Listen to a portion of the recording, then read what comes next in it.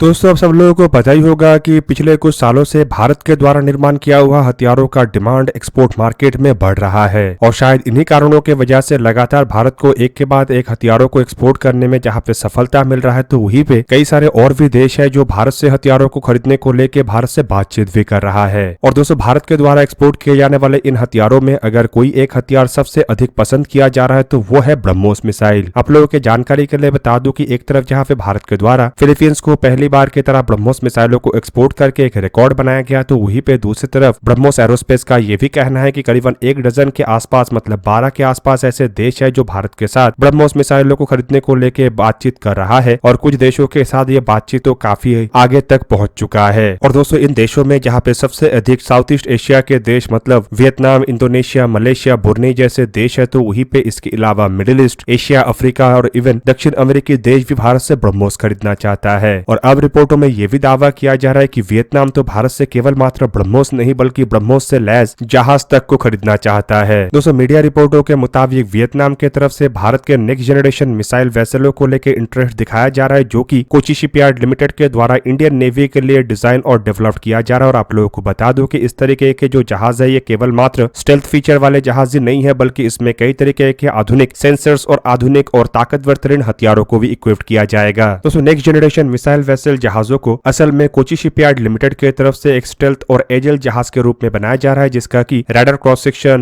Minimum से minimum होगा, जिससे कि दुश्मन इसे डिटेक्ट ना कर सके। और इसमें कई तरीके के एडवांस टेक्नोलॉजी का उपयोग किया जाएगा, जो कि जहाजों के इंफ्रारेड, मैग्नेटिक, एक्विस्टिक सिग्नेचर को कम से कम तर करेगा और दुश्मन के लिए जहाजों को डिटेक्ट करना मुश्किल से मुश्किल तर बनाएगा। और यहाँ पे आप लोगों के जानकारी के लिए बता दूं कि इन जहाजों का जो सबसे खास हथियार होगा वो है सुपरसोनिक ब्रह्मोस मिसाइल, जो कि हाई स्पीड और पिन पॉइंट एक्यूरेसी के कारण पहचाना जाता है। और आप लोगों को ये भी बता दूं कि फिलहाल भारत की तरफ से ब्रह्मोस मिसाइल के रेंज को भी काफी एक्सटेंड किया गया है, जिससे कि इन मिसाइलों के सहारे इन जहाजों को लॉन्ग रेंज तक टारगेटों को निशाना बनाने का एक क्षमता मिलेगा। जबकि इसके अलावा इन जहाजों में कोची शिपयार्ड लिमिटेड की तरफ से कुछ और हथियार जैसे कि एंटी शिप मिसाइल या लैंड अटैक मिसाइलों को भी लगाया जाएगा, जो कि जहाजों को एक बेहतरीन डिफेंस कैपेबिलिटी और ऑफेंस कैपेबिलिटी प्रोवाइड करेगा। और दोस्तों, आप लोगों को ये भी बता दो कि ऑलरेडी कोची शिपयार्ड लिमिटेड को ऐसे 6 जहाज बनाने को लेकर 9,805 करोड़ रुपया मतलब $1.4 बिलियन का कॉन्ट्रैक्ट मिल चुका है। और इस लागत से इन 6 जहाजों को निर्माण करके कोची शिपयार्ड लिमिटेड के द्वारा मार्च 2027 से इंडियन नेवी को सौंपना शुरू किया जाएगा। दोस्तों, इस तरीके के जहाज से केवल मात्र भारत के इंडिजिनियस डिफेंस इक्विपमेंटों को मैन्युफैक्चर करने का क्षमता ही नहीं बढ़ेगा, बल्कि इससे इंडियन नेवी के क्षमता में भी कई गुना वृद्धि आएगा। और जहाजों की इस कैपेबिलिटी को देखते हुए रिपोर्ट में दावा किया जा रहा है कि वियतनाम की तरफ से भी भारत के नेक्स्ट जनरेशन मिसाइल वेसलों को लेकर इंटरेस्ट दिखाया जा रहा है। और केवल मात्र वियतनाम इन जहाजों को ही नहीं बल्कि जहाजों में इस्तेमाल होने वाले खतरनाक तरीन ब्रह्मोस मिसाइलों को भी खरीदना चाहता है, ताकि साउथ चाइना सी के अंदर चाइना जिस तरीके का हरकतों को अंजाम दे रहा है उसे वियतनाम काउंटर कर सके। और दोस्तों, आप सब लोगों को यह भी पता होगा कि साउथ चाइना सी के अंदर चाइना का हरकत दिन ब दिन कितना एग्रेसिव होते जा रहा है और किस तरीके से चाइना इस क्षेत्र के अलग अलग देशों की जमीन को हथियाना चाहता है। और साउथ चाइना सी को लेकर चाइना का जो डिस्प्यूट है वो केवल वियतनाम के साथ नहीं बल्कि फिलीपींस, मलेशिया, इंडोनेशिया, बुर्नी और ताइवान के साथ भी है। और इन सभी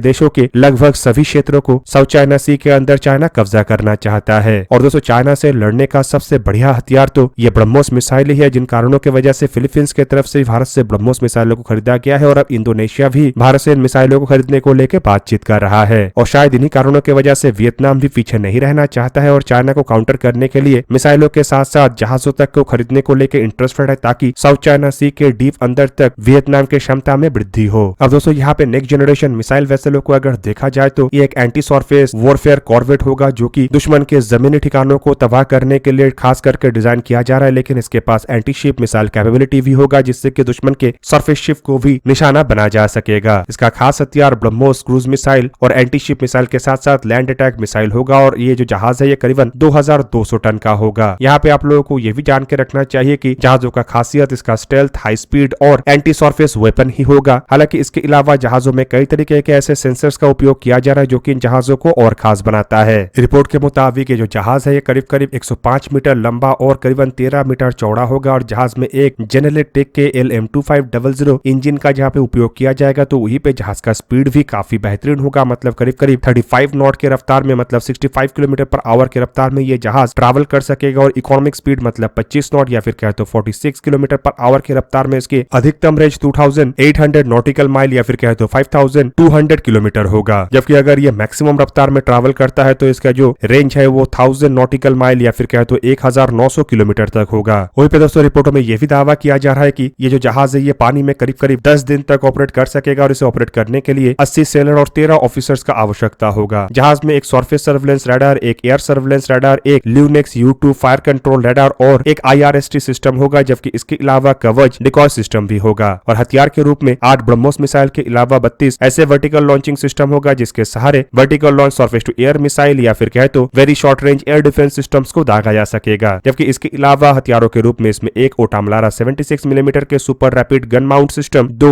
AK-630 close in weapon system और 2 ऑर्डिनेंस फैक्ट्री बोर्ड के द्वारा निर्माण किया हुआ 12.7 मिलीमीटर के M2 stabilised remote control gun होगा। कुल मिला के फायर पावर में काफी ताकतवर जहाज भारत की तरफ से बनाया जा रहा है और इसे देखते हुए ही वियतनाम के द्वारा इन जहाजों को खरीदने को लेकर इंटरेस्ट दिखाया जा रहा है। अब दोस्तों एक तरफ जहां पे भारत अपने हथियारों को एक्सपोर्ट करने को लेके जोरों शोरों से काम कर रहा है तो वहीं पे हथियारों के प्रोडक्शन को लेकर भी भारत की तरफ से अपना कमर कस लिया गया है। और रिपोर्ट में दावा किया जा रहा है कि क्रूज मिसाइल के प्रोडक्शन को और इंक्रीज करने के लिए या फिर कहे तो और तेज रफ्तार में क्रूज मिसाइलों को निर्माण करने के लिए भारत के द्वारा अब पब्लिक प्राइवेट सेक्टर पार्टनरशिप के अंतर्गत आगे बढ़ाया जाएगा। मतलब गवर्नमेंट ओन कंपनियों के द्वारा प्राइवेट सेक्टर कंपनियों का भी मदद लिया जाएगा। तो दोस्तों मीडिया रिपोर्ट में दावा किया जा रहा है कि भारत के लिए जो आने वाले समय में रॉकेट फोर्स का गठन किया जाएगा, असल में उसके लिए सबसोनिक लॉन्ग रेंज क्रूज मिसाइलों के प्रोडक्शन के मामले में ministry of defence private sector कंपनियों का कोलैबोरेशन चाहता है। और लाइन ऑफ एक्चुअल कंट्रोल और लाइन ऑफ कंट्रोल में मतलब चाइना के साथ लगे हुए बॉर्डर और पाकिस्तान के साथ लगे हुए बॉर्डर में टेंशन को देखते हुए इंडियन आर्म फोर्सेस के तरफ से भी लॉन्ग रेंज प्रिसिजन स्ट्राइक मिसाइलों का आवश्यकता है। और शायद इन्हीं कारणों की वजह से ही ITCM मिसाइलों के डेवलपमेंट में भी इतना तेज रफ्तारी लाया गया है। और जिस तरीके से रशिया और यूक्रेन की लड़ाई के दरमियान लंबे दूरी का ऐसे सबसोनिक मिसाइलों का भरपूर मात्रा में उपयोग किया गया है, उसे देखते हुए भी यही लग रहा है कि आने वाले समय में भारत को भी हजारों के संख्या में इस तरीके के मिसाइलों का जरूरत पड़ेगा। और ये मिसाइल केवल मात्र रॉकेट फोर्स के लिए ही नहीं बल्कि इंडियन एयरफोर्स और इंडियन नेवी को भी आवश्यकता पड़ेगा, क्योंकि एयरफोर्स को भी इस तरीके के मिसाइलों का जरूरत है जो कि एयरक्राफ्टों के द्वारा दागा जा सके और लंबे दूरी तक टारगेटों को निशाना बना सके। और इंडियन नेवी को भी लैंड अटैक और एंटीशिप क्रूज मिसाइलों का भी जरूरत है। और दोस्तों हाल ही में ही भारत की तरफ से ITCM मिसाइलों के सफलतापूर्वक परीक्षण को अंजाम देते हुए ये साफ कर दिया गया है कि भारत अपने खुद के जरूरतों को पूरा करने के लिए सबसोनिक क्रूज मिसाइलों का डेवलपमेंट कर चुका है। और दोस्तों केवल मात्र डेवलपमेंट ही जरूरतों को पूरा करने का एकमात्र रास्ता नहीं है, बल्कि इसके साथ साथ मिसाइलों के जो प्रोडक्शन है वो भी तेज रफ्तार में और काफी बड़े मात्रा में करना पड़ेगा। और आप लोगों को पता ही होगा कि भारत के जो गवर्नमेंट ओन सेक्टर है उसके पास किस तरीके के अलग अलग हथियारों को बनाने को लेके काम है। और ऐसे में अगर सभी काम गवर्नमेंट ओन सेक्टरों के हाथ में दे दिया जाता है तो इससे केवल मात्र प्रोजेक्ट में डिले ही नहीं होता है, बल्कि ऐसे प्रोजेक्टों के जो प्रोडक्शन रेट है उसमें भी कमी आता है। शायद इसी वजह से ही SPV मोड के अंतर्गत AMCA और IMRH हेलीकॉप्टरों के प्रोजेक्ट को आगे बढ़ाया जा रहा है ताकि प्राइवेट सेक्टर कंपनी के कोलैबोरेशन के तहत इन एयरक्राफ्ट और हेलीकॉप्टरों के प्रोडक्शन को तेज रफ्तार किया जा सके। पर दोस्तों एयरक्राफ्ट और हेलीकॉप्टरों से आगे बढ़ के अब मिसाइलों को लेकर भी इसी तरीके का सोच विचार को आगे बढ़ाना चाहिए, तभी जाके भारत के जो आर्म फोर्सेस के मॉडर्नाइजेशन का काम है वो तेज रफ्तार हो पाएगा। अब दोस्तों ऑलरेडी मिसाइलों के प्रोडक्शन को लेकर प्राइवेट सेक्टर कंपनियों के कोलैबोरेशन को इस्तेमाल करना शुरू कर दिया जा चुका है। और इन्हीं कारणों की वजह से DRDO के गैस टरबाइन रिसर्च एस्टेब्लिशमेंट के द्वारा मानिक इंजनों के निर्माण का जो जिम्मेदारी है वो गोदरेज एरोस्पेस को दिया गया है। और दोस्तों ये मानिक इंजन वही इंजन है जिसका उपयोग ITCM मिसाइलों में किया जा रहा है। और आने वाले समय में इन इंजनों का उपयोग निर्भय मिसाइलों के साथ साथ long range land attack cruise missile और air launch cruise missile program के में भी किया जाएगा। और ITCM प्रोजेक्ट के अंतर्गत जो अन्य मिसाइलों का भी डेवलपमेंट किया जा रहा है उसमें भी मानिक इंजनों का ही उपयोग किया जाना है। हालांकि दोस्तों अब प्रोडक्शन में और भी कुछ प्राइवेट सेक्टर कंपनियों को जोड़ना पड़ेगा, तभी जाके एक्चुअल प्रोडक्शन और मैन्युफैक्चरिंग जो है वो तेज रफ्तार में होने के साथ साथ हजारों की संख्या में इंडियन आर्म फोर्सेस को जो मिसाइलों का आवश्यकता है उसका भी जरूरतों को पूरा किया जा सकेगा। दोस्तों आप लोगों को क्या लगता है कि मिसाइलों के प्रोडक्शन में भारत के कौन से ऐसे प्राइवेट सेक्टर कंपनी है जो कि सबसे अधिक मदद कर सकता है? कमेंट करके अपना राय अवश्य दीजिए। दोस्तों आज के इस वीडियो को यहीं पे ही करते समाप्त। किसी और एक दिन किसी और एक वीडियो में मिलेंगे, तब तक के लिए जय हिंद, वंदे मातरम।